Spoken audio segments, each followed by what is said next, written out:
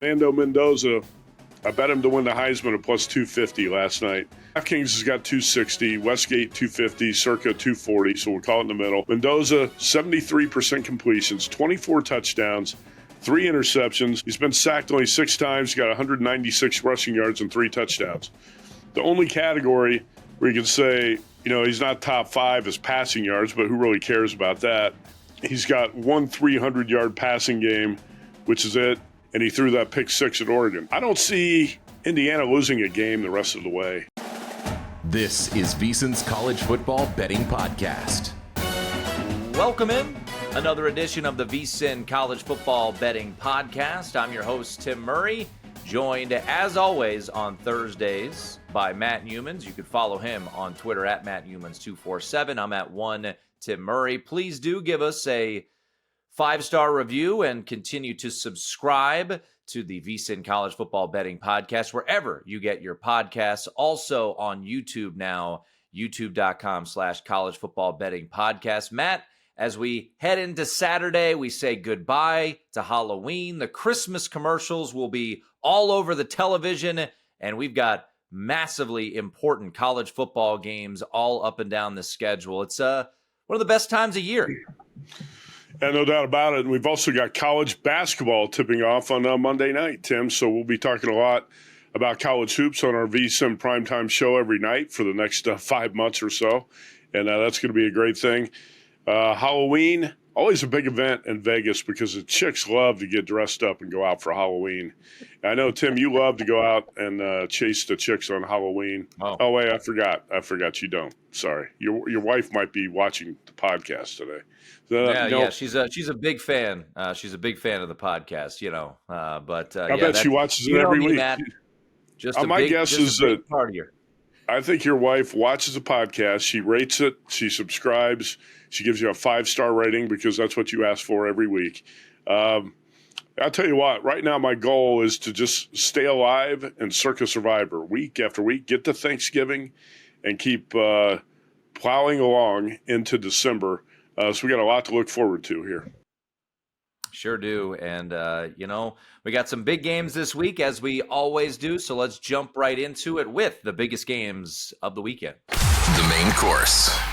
And with November being here, it is appropriate that we call this the main course, as you'll be sitting down for Thanksgiving dinner before we know it. Matt, let's start in Austin, Texas. Number 20 Texas taking on number 9 Vanderbilt. Texas has escaped the past 2 weeks, beating Mississippi State last week, trailing by 17 in the fourth quarter. And then 2 weeks ago, you and I both had Kentucky plus the points, and they should have won the game outright, Matt. Ultimately, Texas somehow, some way, wins both those games. And then you've got a Vanderbilt team coming in after back-to-back massive wins, home against LSU, home against Missouri with College Game Day there. You've got a noon Eastern, 11 a.m. local kick. It does sound like Arch Manning is trending towards being able to play in this game, and that's why we've seen the market tick up. Some threes starting to show up on Thursday in this one. You know what? I'm actually, as the week goes on, this is kind of similar to the Texas-Oklahoma game, whereas the week went on, Tim, we were kind of talking ourselves into the Texas side more and more. And that's what I've done this week. Whether Arch Manning plays or not, if Matthew Caldwell turns out to be the quarterback for the Longhorns, I would be okay with that as well. I actually made a Texas money line bet this morning, and I feel pretty good about that. I don't feel great about it. It's not going to be on my best bet list, but I think this is a really tough spot for Vandy. And I've been on Vandy the last 2 weeks, and the Commodores came through. Probably got a little bit fortunate last week against Missouri. If you go through that box score, Missouri controlled the game for the most part, 22-13 in first downs. Missouri was 9 for 21 in third and fourth down efficiency, and Vandy was 3 for 10. And Missouri outgained Vandy by 111 yards. But the Clark Lee, Diego Pavia, and the Commodores find a way. And, Tim, initially this was going to be a best bet for me on Vandy, but my target number was 4.5. I wanted to get at least 4.5, 4 or 4.5, 5, somewhere in that range. That's not the case. So early this week, 1.5 was the number. I didn't get the best number there, so I laid Texas money line this morning.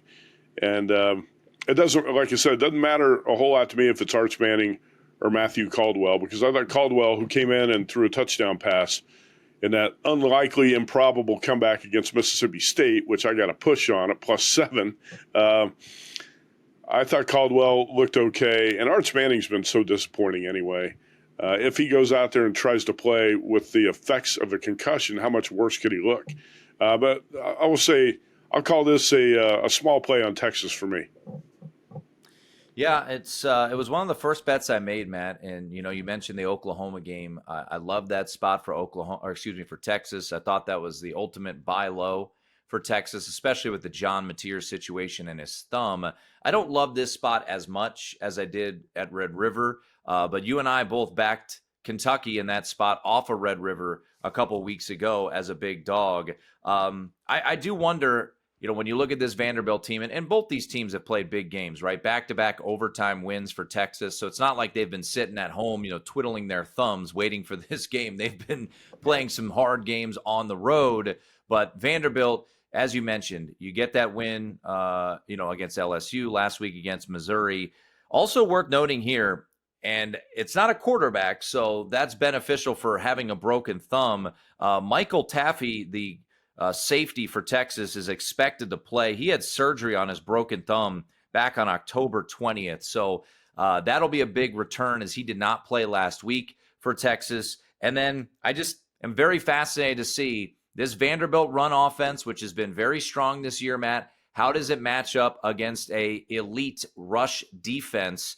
According to Brett Ciancia and his numbers, this team is 6th in the country in opponent-adjusted rush defense, and you've got one of the best rushing offenses in the country. So I'm going to be on Texas here. We send in our best bets on Wednesday night to get the graphics made. This number has moved about 15, 20 cents on the money line, but this will be a best bet for me, Texas on the money line. ABC, that game will be at noon. We're going against, once again, our noon window policy there, as I'll be on Texas here in this spot. Night game, Matt, staying in the SEC. Let's go to Neyland Stadium, 7:30 Eastern. You've got Tennessee hosting Oklahoma, both teams with 2 losses. So a de facto elimination game in Neyland on Saturday night. And right now, the Volunteers, a 3-point favorite at home.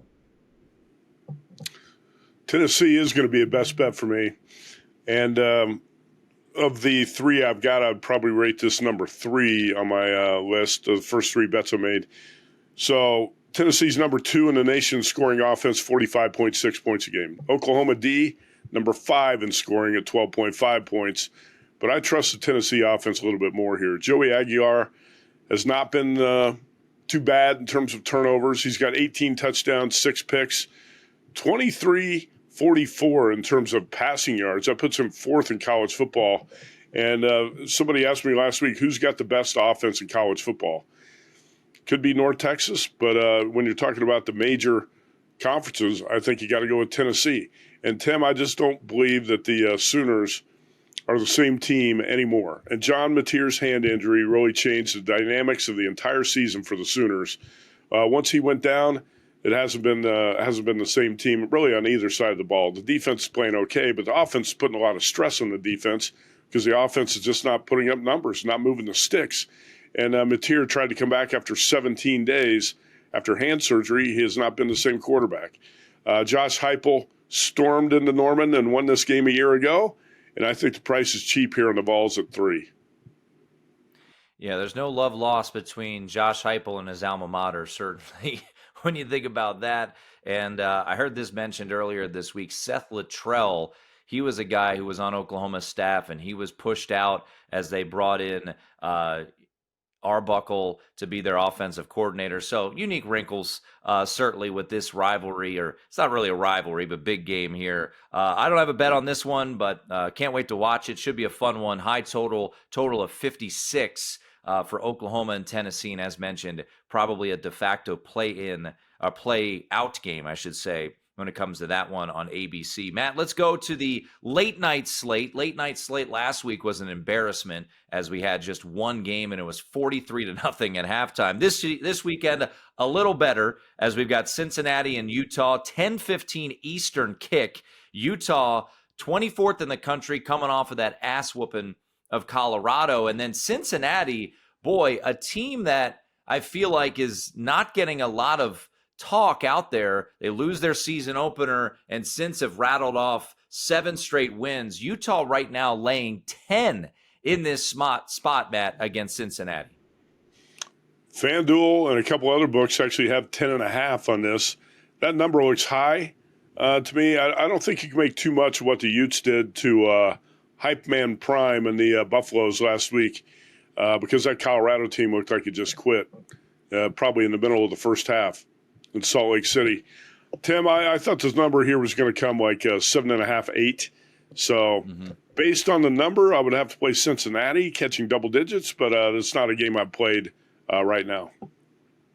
You know, I did throw it into a money line parlay, and the last time we did a money line parlay officially on this podcast, I had Louisville, and somehow, some way, they lost to Virginia. So I'm sure this will go terribly wrong, maybe with the second leg that I put in there, which is probably a little riskier.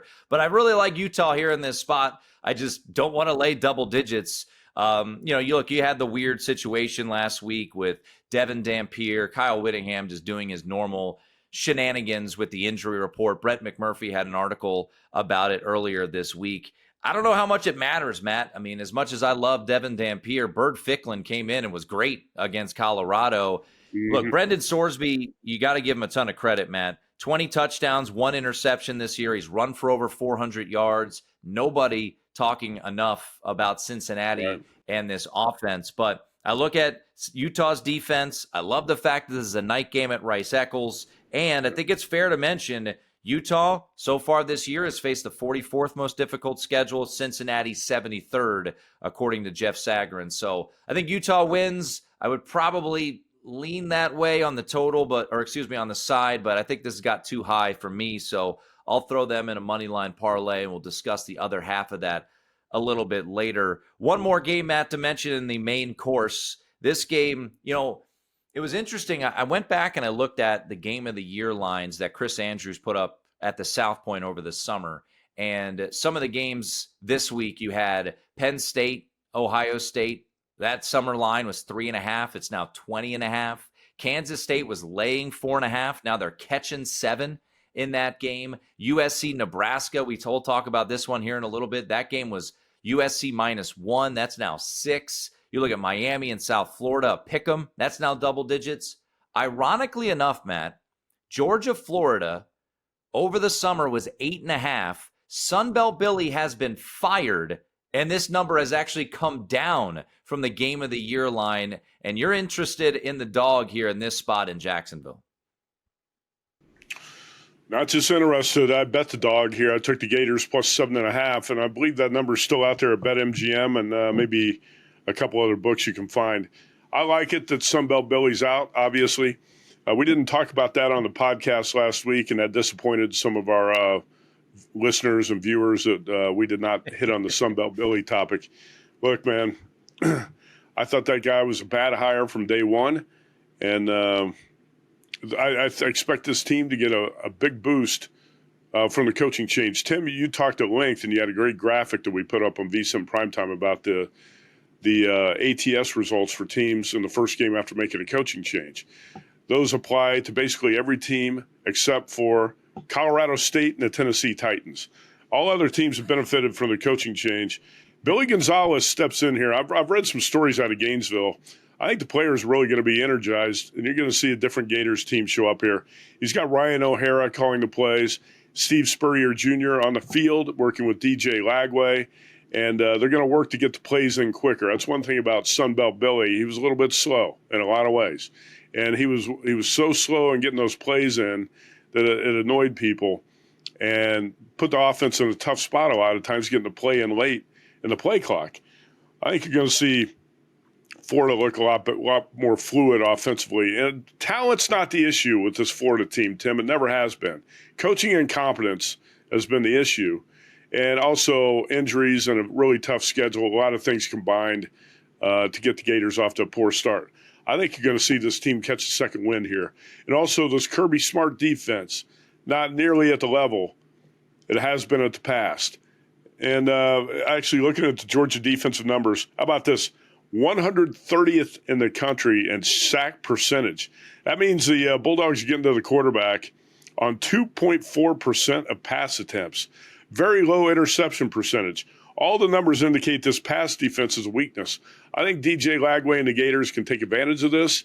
7.5 I thought was a great number. I'll be really disappointed if the Gators aren't live to win this game because I think there's a chance they're going to pull the upset. I'm just not buying into Georgia, Tim.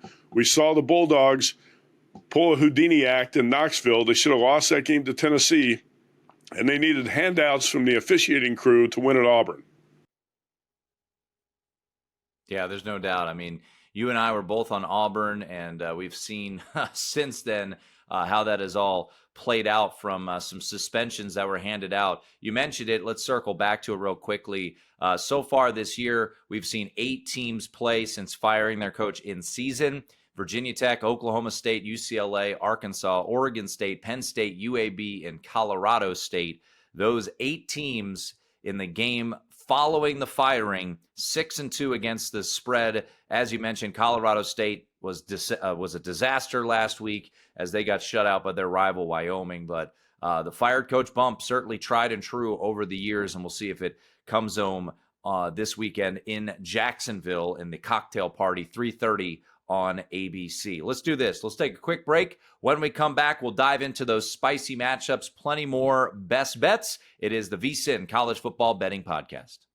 We're back. It is the VSiN College Football Betting Podcast. That's Matt Youmans. I'm Tim Murray. Every Thursday, we break down the entire college football card. We have 3 episodes each and every week of the VSiN College Football Betting Podcast, available iTunes, Spotify, wherever you get your podcasts, and also on YouTube, youtube.com/College Football Betting Podcast. All right, we had the main course, but prior to that main course, sometimes you want a little spice in your life. So let's get to those types of showdowns this weekend. Muy caliente. Spicy matchups. All right, Matt, there is no doubt if we had put odds on where these games would have been structured preseason, it would have been about minus 10,000 that Penn State, Ohio State would be in the main course. But instead, we had to throw it here in the spicy matchups because it's been a nightmare of a season for Penn State, and Ohio State is just chugging along as the highest power-rated team in the country. The number, Matt, for this game, big noon kickoff on Fox, 20.5 for Ohio State. And as I mentioned, the game of the year line was Ohio State minus 3.5. What do you make of this one, noon Eastern, in Columbus? I still think this is a very intriguing game, Tim, and we're going to find out what this Penn State team is made of here because you don't want to get embarrassed by your rival like this. And also, I'll tell you why I think it's also intriguing. Why is this number hanging at 20.5 instead of 21.5? Because you would think the betting public is going to say, well, I'm weighing that 20.5. So Ohio State's going to kill Penn State in this game. But that number is not hitting 21, Tim. It's not going to 21.5, which I find pretty interesting. It's kind of telling me that the odds maker's saying Penn State's the right side. Maybe I'm trying to read too much into it, but I look at lines a lot of times that way. Also, I've spent a lot of time in the last 10 days reflecting on that classic quarterback matchup in Iowa City between Grunkenmeyer and Gronowski and how those quarterbacks combined for 160 yards passing and 3 interceptions. That was an all-time classic. I'm not sure what Ethan Grunkenmeyer can do as an encore here in Columbus. But you know what? He's had more time to run with the first-team offense, more time to get prepared here. One question I have for you is what has happened to Nicholas Singleton this season? Katron Allen has become the featured running back. I think Allen's got 350 more yards than Singleton does on the season. It's almost like Nicholas Singleton has faded into oblivion, and Katron Allen is the engine for the offense here. I don't know, talked about a lot of different handicapping sort of angles there. But I think the bottom line is you're going to see Penn State show up and play with pride. And I wouldn't be surprised if the Nittany Lions hang within the number. This is one of those games I might end up betting on Saturday, but it's not going to be on my card today. Yeah, if you are in Las Vegas or the state of Nevada, our friend Chuck Esposito, Stations Casino, has this game numbered, lined at 21, so you could get that full 21. I think you'll get it on Saturday. Wes Reynolds broke this game down extensively earlier this week. He's like you. He likes the dog here in this spot. You know, you look at Ohio State, 6-0-1 ATS this year, the only team who has covered or pushed every single game so far this year. And then on the flip side, Matt, Penn State, their first cover of the year, came against Iowa in that crazy game in Kinnick with the blocked field goal and all of that nonsense. So you do wonder if you get a really good effort from a Penn State team that certainly does have a bit of talent in this spot. Big noon kickoff there. But will they be able to score is the worry for me against this pretty loaded defense for Ohio State. Matt, let's stay in the Big Ten and let's go NBC primetime, 7:30. We've got 23rd ranked USC at Nebraska, and it's the Something's Gotta Give Bowl as Nebraska, under Matt Rule, who, by the way, got a fat extension on Thursday, so he's not going anywhere. His buyout is now $15 million, extended to 2032. But, Matt, on the road under Lincoln Riley, I beg your pardon, USC is 3-11 ATS as a road favorite. And Matt Rule, if you combined his time at Baylor and here at Nebraska, I believe he is winless against ranked teams. So what do you make of this one right now as Nebraska, an intriguing 6-point home dog in this spot? Over the weekend, Tim, Dr. Nish Gandhi was in town. We were out Stadium Swim at Circa, and Nish is a big Penn State booster, and he said Matt Rule's going to be the guy at Penn State. And, he's beloved, former Penn State linebacker. A lot of people thought that, may not be a huge move in terms of move up for Penn State going from James Franklin to Matt Rule. They seem like very similar coaches. But now Penn State apparently is not even going to get Rule. So it's going to be interesting which way the Nittany Lions turn. I'll tell you, I'm going to throw, before I jump into handicapping this game, I'm going to throw a name at you, and this is a guy I think should be talked about at Penn State, should be talked about at LSU. Everybody's fixated on Lane Kiffin right now. Joe Brady. Joe Brady, the offensive coordinator at LSU in 2019, right now OC for the Buffalo Bills. I think he's going to get one of those big jobs. You don't always have to look for the big name. I don't think Jeff Brom's going to leave Louisville. It's his alma mater. He said it was his dream job when he left Purdue, and I believed him. I think he's the type of guy who's not going to chase the money and chase a bigger job. I would be surprised. I mean, not shocked, but I would be surprised if Jeff Brom even though I think he'd be a great candidate for one of those big jobs, be a bit surprised if he left Louisville because that's home for him. Don't be so fixated on the big names and the sexy names, Tim. And I'm going to turn this back to college basketball just briefly, because when the Kentucky basketball job was open, you heard all these talking heads in the media throwing all the big names out there for the Kentucky job. And then it turned out that Mark Pope got the job. And Pope was at BYU at the time, and you heard, well, I thought Kentucky would make a splashier hire. I thought they would go for a bigger name. You don't have to have the bigger name to be successful. Nobody batted an eye when Kurt Signetti was hired at Indiana. That didn't make any sort of headlines. It's probably a little one-paragraph blurb in the newspaper that Kurt Signetti was hired by the Hoosiers. There are coaches like that out there you can find. It might be Joe Brady. It might be John Summerall. Right there, you can look at North Texas. There are a lot of coaching candidates out there. Mark Pope has turned out to be the perfect hire for Kentucky basketball. I don't think he could have hired a better guy. But when he was hired, a lot of people were disappointed. I thought you'd get a bigger name.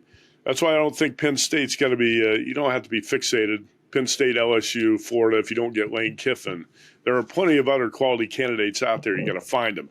I'll even turn this to baseball, Tim. How about you, Savage, last night for the Blue Jays? Totally shutting down. He made $57,000, which is about 1/5 of your salary at VSiN. He made that when he was called up to Toronto this season. He made $57,000. Last night he shut down a Dodgers lineup worth about $1.5 billion. Right, so you can find value out there. You just have to hunt for it. Like Cam Scatabo running back in the 4th round instead of Ashton Genty, the number 6 overall pick in the draft. I like Nebraska. I bet Huskers +7 this week. And there's still 6.5s out there, so you could buy this to 7 if you want. But the Matt Rule news makes me like the Huskers even more. I think this team's going to be fired up, say, hey, our coach does not have one foot out the door. He's here with us. I think the stadium's going to be energized. The fans are going to be fired up. I expect Nebraska to come with a huge effort here. And, Tim, what's the one weakness for Lincoln Riley? He can't win on the road. He's got a really tough – I mean, he's lost a lot of close games, including the one at Notre Dame 2 weeks ago. But Riley 1-2 on the road this year, lost at Illinois and Notre Dame, 1-4 on the road last year, lost at UCLA in an ugly – he won at UCLA in an ugly game. That was his one win. He's got wins at Purdue and UCLA, but 2-6 on the road. And this goes back years with Lincoln Riley as a road favorite. He's in a fade spot in that role, Tim. I've got a lot more here on this game, but Dylan Riola, Emmett Johnson are starting to move this Nebraska offense. Johnson had 27 carries for 124 yards against Nebraska. He's got 5.7 yards per carry. I know a lot of people like to mock Riola, but he's got 73% completion, 17 touchdowns, 6 picks. I think the Huskers come up big in this spot. I wouldn't be a bit surprised if they win the game, but I did take +7. Yeah, you mentioned it. I wanted to circle back to the number 0-18 against top 25 teams at Nebraska and Baylor for Matt Rule. But how about this nugget? And it's been mentioned a bunch, but Brad Powers put it in his newsletter earlier this week. Traveling 2 time zones at USC.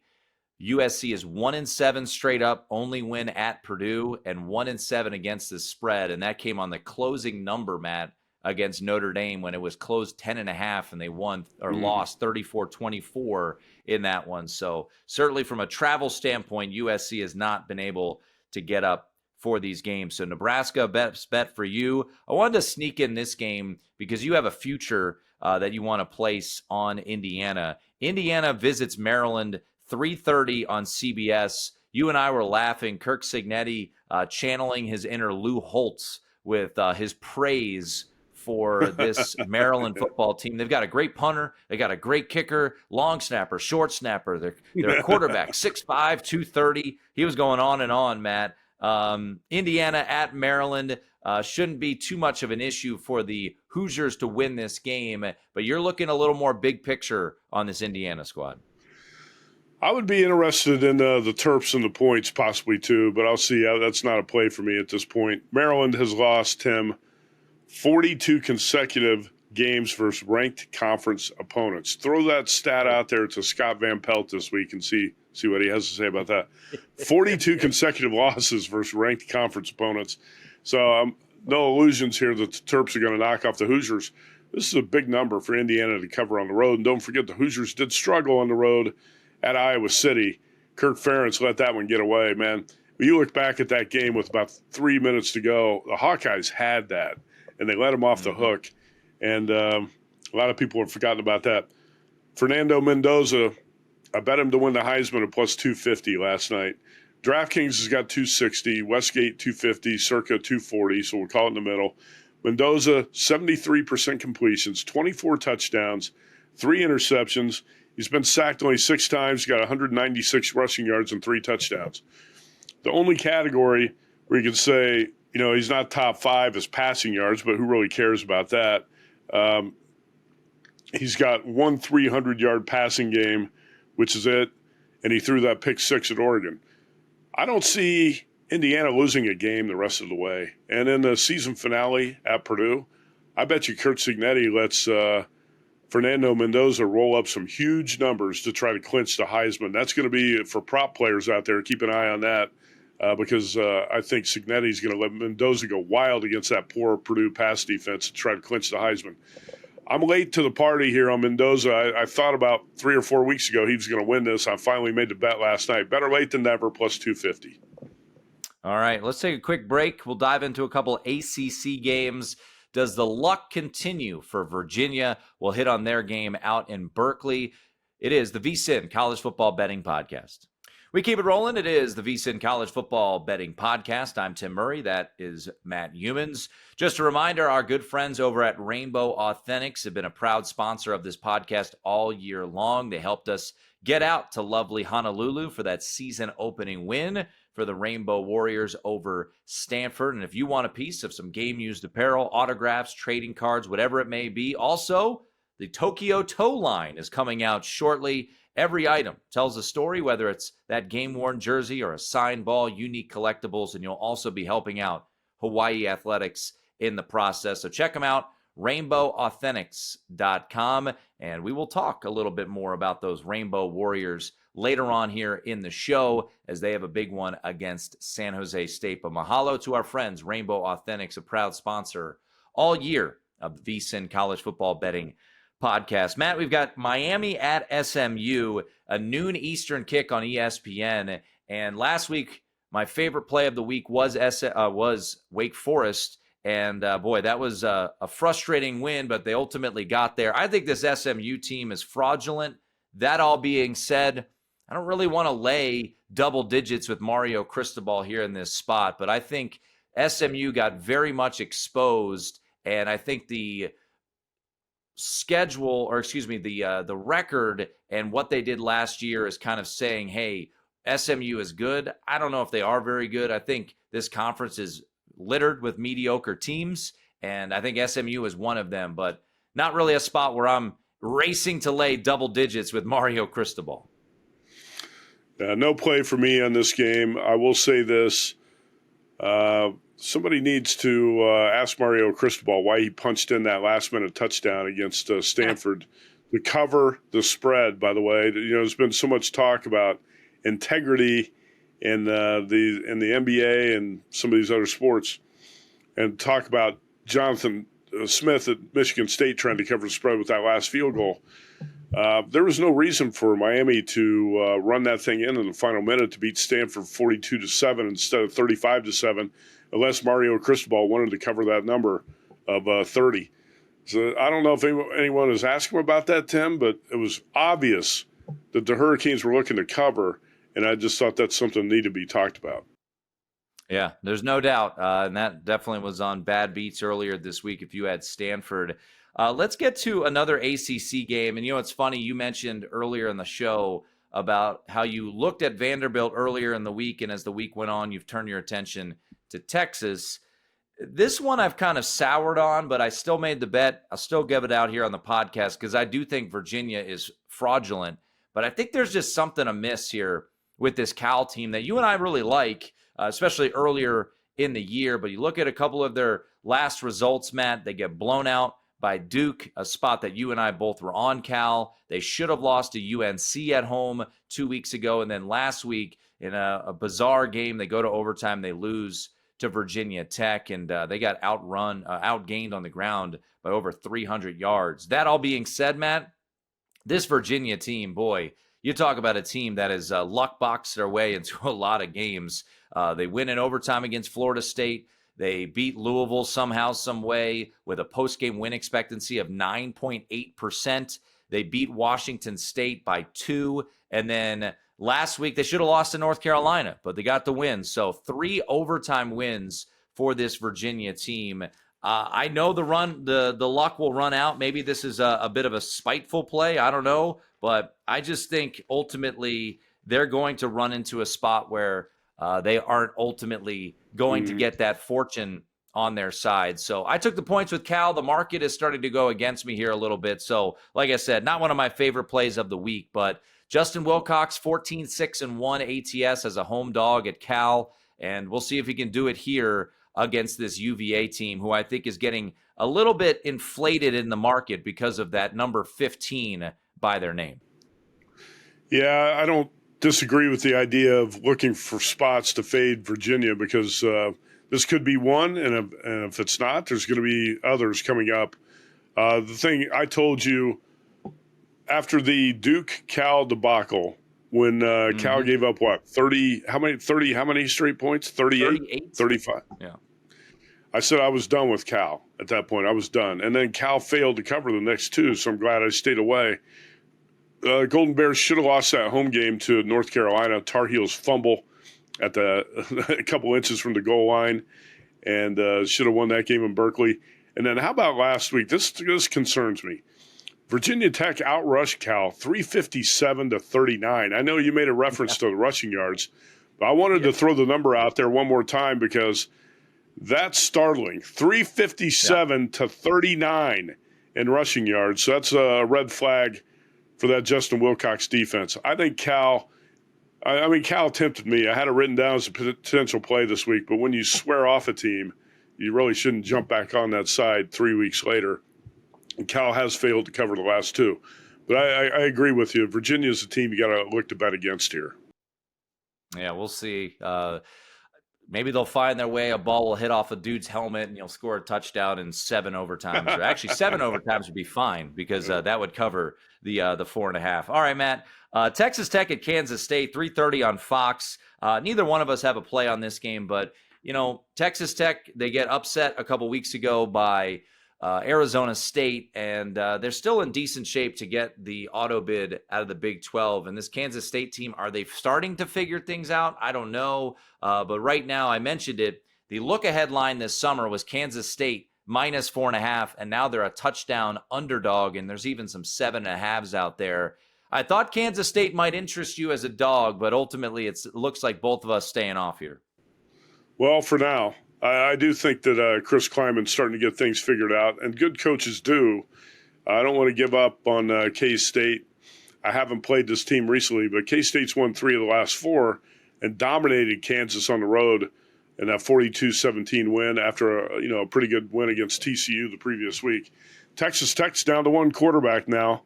Not that that's going to make any difference in the number because 1 quarterback's your starter, or he was the starter.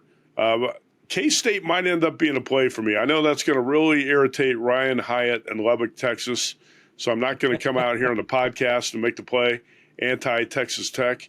But I am starting to buy into this Chris Kleiman team, Tim, and this might be the bottom of the market, right? This might be the spot where you're getting the most point spread value on a home dog like K-State.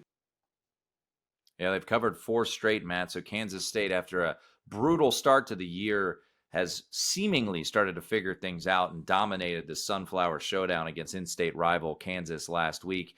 Matt, let's go to Arkansas. We've been wondering, when is Neck Brace Bobby going to get his first win as the interim head coach of Arkansas? I thought it was going to be last week against Auburn. Some wacky things went awry in that game, and ultimately Arkansas, despite a plus, I think 60+% post-game win expectancy, lost that game to Auburn. They kind of fell apart as that game went on. And now you play Mississippi State. Matt, I'm always curious, and we do the letdown spots on VSiN Primetime every Tuesday, and everyone thinks it's just off of big wins.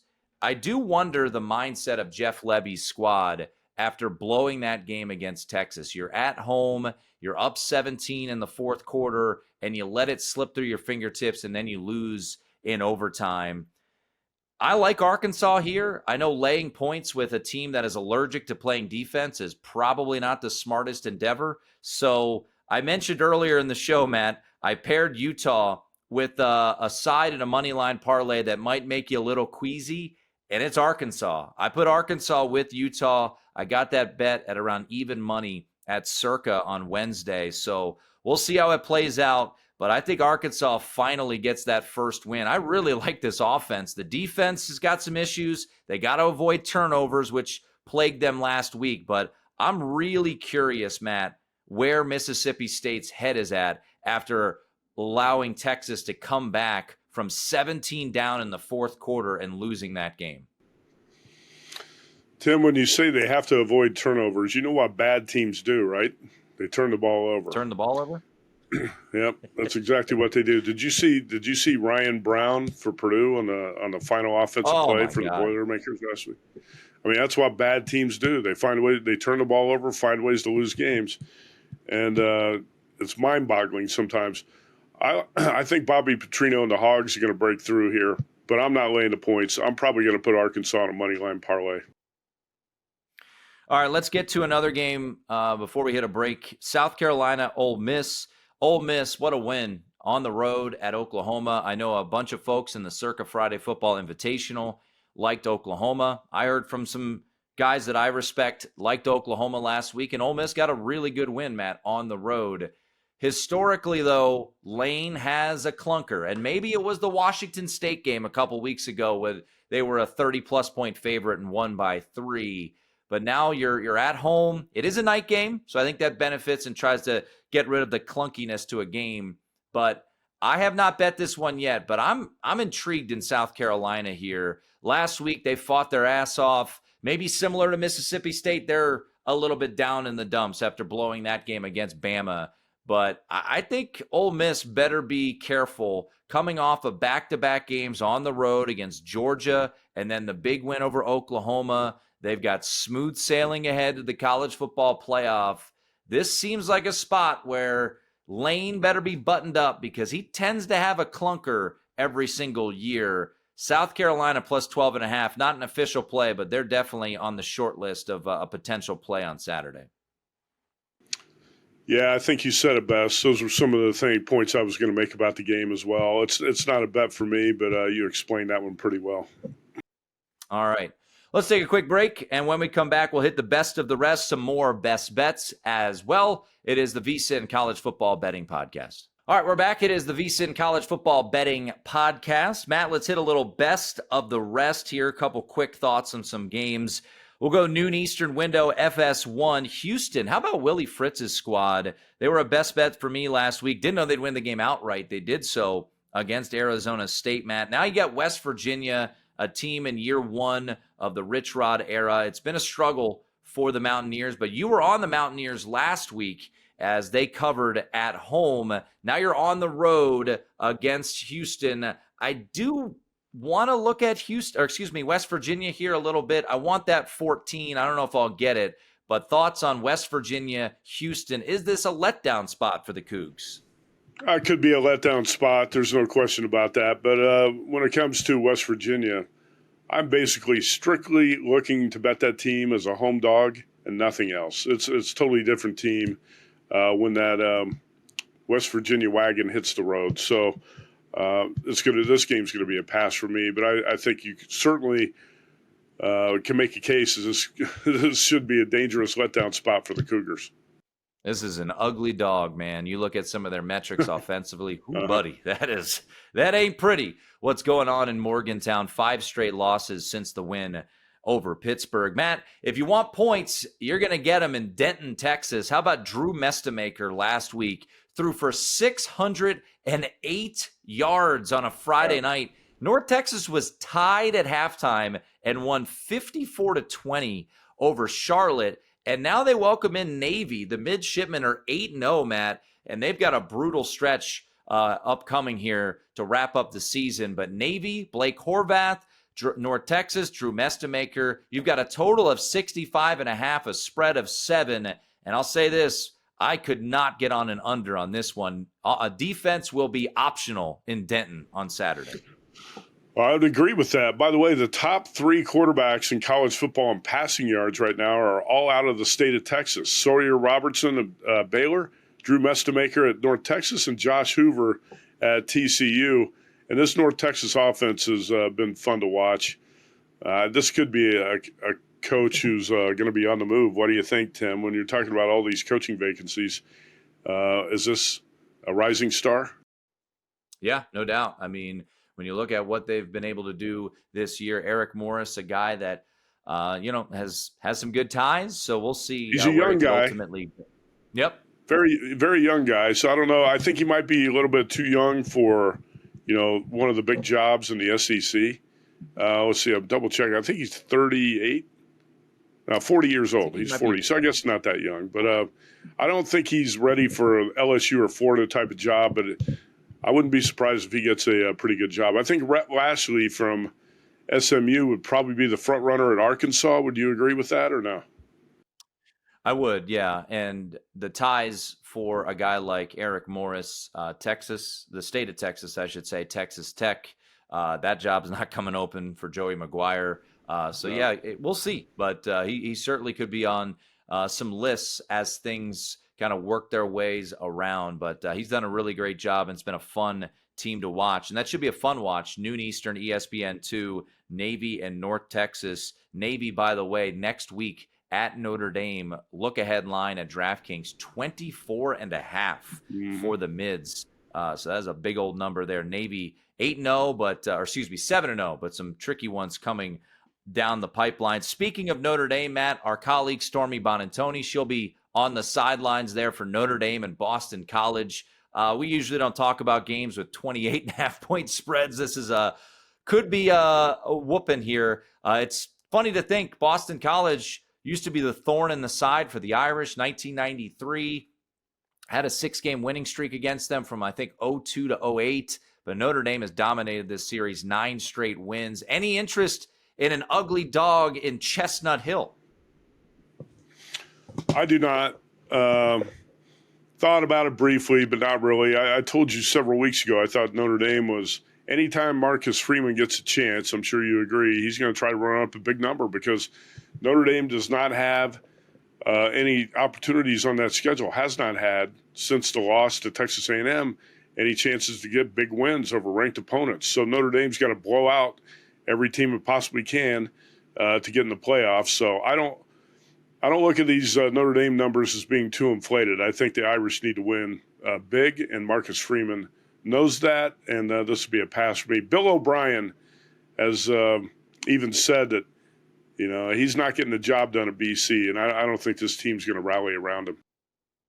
Yeah, they've switched quarterbacks a couple weeks ago. They were, as I like to say, Matt, they were feisty last week against Louisville, but they didn't get the win. They did get the cover against the Tim, Louisville again, Cardinals. What was that, Tim? That was Jeff Brom as a favorite. You don't want to bet Jeff Brom as a big favorite, right? All right, a couple more games, Matt, before we wrap things up. We will do our best bet recap for those of you watching with us on our Fast channel on YouTube and on the podcast here. So we still will get to the best bet recap as well. But we always love betting the late night games, Matt, and we talked about one earlier in the show, Cincinnati at Utah, 10:15 Eastern. How about our Rainbow Warriors of Hawaii going on the road to San Jose State? Just a reminder, our Hawaii preview always brought to you by our friends at Nahoku, the Hawaii's finest jeweler since 1924. For nearly 100 years, Nahoku has been sharing the spirit of aloha through an incomparable collection of Hawaiian and island lifestyle jewelry. Each piece is inspired by the beauty and traditions of the islands, crafted by Hawaiian gold. They've got rare gemstones, pearls. Nahoku designs are timeless, perfect for celebrating life's important moments, from a special keepsake to an engagement ring, or simply a gift that captures the aloha spirit. The holidays will be here, folks, before you know it. They've got 30 locations across Hawaii and the mainland. Head over to nahoku.com. Mahalo to our friends Nahoku for being the proud sponsor of every Hawaii game on the VSiN College Football Betting Podcast. Matt, there's a lot of ties between San Jose State and Hawaii. 5 coaches on the San Jose staff, 4 coaches and an analyst, went to Hawaii, including their head coach in Ken Niumatalolo and their OC in Craig Stutzman. Seen a little bit of Hawaii love coming to the market on Thursday. What do you make of this spot late night in the Bay? Well, I like Hawaii a little bit here, Tim, but you're going to have to talk me into this one because I don't like it when a hot team goes into a bye, and I think Hawaii is probably celebrating a little bit about being bowl eligible. And it's not an ideal spot because you got 6 wins. You're in a bowl. You had the bye week. Probably had a lot of players out partying. I'm just guessing, And San Jose is going to be playing with a little bit more of an edge here. Spartans are 2-5. Their bowl streak is about to end. They've got a bunch of must-win games coming up, and they're going to have to finish 4-1 to get there. So I'm not there right now. If anything, I might play the over in this game, Tim, because Hawaii's offense has been fine on the mainland so far, aside from the Arizona game, at Air Force, at Colorado State. And I do like this San Jose offense, too, with Walker E getting the spread and shred. I think you can see a high-scoring, entertaining game here. So I'm actually I'm leaning more over the total than I am to a side. So you're going to have to talk me into Hawaii if you like that side. Yeah, I did play Hawaii earlier this week, Matt, and we'll see how this all plays out. But Micah Alejado has been playing exceptionally well, 390 yards per game over the last handful of games. We'll expand on this one a little bit more on the podcast and YouTube channel, but this has been the VSiN College Football Betting Podcast. All right, bonus time here on the podcast as well as on YouTube, as I was cut off there abruptly on the Hawaii game. But to expand on a little bit more, Matt, I agree. I think the spot is not awesome for Hawaii. I thought the Colorado State game, a game that you and I both bet, was a very good spot for them to hit against a wounded team in Colorado State. Alejado's been playing great. 9 touchdowns, 2 picks over his last 3 games. How about the ties between these two programs, Matt? Craig Stutzman was a wide receiver for Timmy Chang. Timmy Chang was the youngster on June Jones's roster back in 2000. So I imagine there were a couple touchdown passes thrown between Chang and Stutzman. So a lot of ties. They both went to St. Louis out there in Hawaii. So, yeah, I think the point you made, Matt, about San Jose being in a bit of a desperation spot is certainly fair. But I am curious if Hawaii has just been continued to be undervalued, and maybe it's a bit overrated, their travels to the mainland where they've played well against Air Force and Colorado State. So I did take a little bit of 2.5, not my favorite play. It will be on the best bet card here, but I did take a little Hawaii. Certainly don't push back, though, Matt, on the over in this one. Total sitting at around 56. 2 similar offenses, right? The spread and shred is what they call it at San Jose State, but a good late night game on CBS Sports Network. Matt, staying in the Mountain West, New Mexico is at UNLV, and New Mexico has been a team that has been, I think, one of the bigger surprises in college football this year. Jason Eck coming in from Idaho, all those transfers, and boy, that was an eye-opening ass whooping of UCLA a couple weeks back. So what do you make of this spot in our backyard, Allegiant Stadium? This game will kick off at 3 Eastern. UNLV off a bye, taking on New Mexico. UNLV defensive numbers are pretty ugly, and it's against a relatively weak schedule, too. When you stack up the Rebels' schedule strength and defensive numbers, it's not a pretty picture. I think this has a chance to be a shootout, too. The total is too high for me to play it over. I think the Hawaii-San Jose over is a better bet than maybe this one. Don't forget, Tim, that the Lobos went to San Jose and lost 35-28. They were down big in that game. That was early October on a Friday night. And, in fact, I think San Jose had a 35-17 lead in that game, ended up winning 35-28. So Spartans do have that on their resume when you reflect on that team we just talked about. New Mexico has been great under Eck. Other than that, to this point, I think this is going to be a dangerous spot for the Rebels. I think we've seen a little sharp money come in on the dog, and I tend to agree with that, but it's not enough for me to bet it yet, and it's not on my best bet list. But I have New Mexico written down. See, Sunday night, I wrote down New Mexico as a potential play. I still have not bet it, so I missed the best number. But that's definitely the side I would look at. It's Lobos or pass for me. Yeah, I'm on the Lobos, Matt. Took 5 earlier this week. There's still some 4s out there.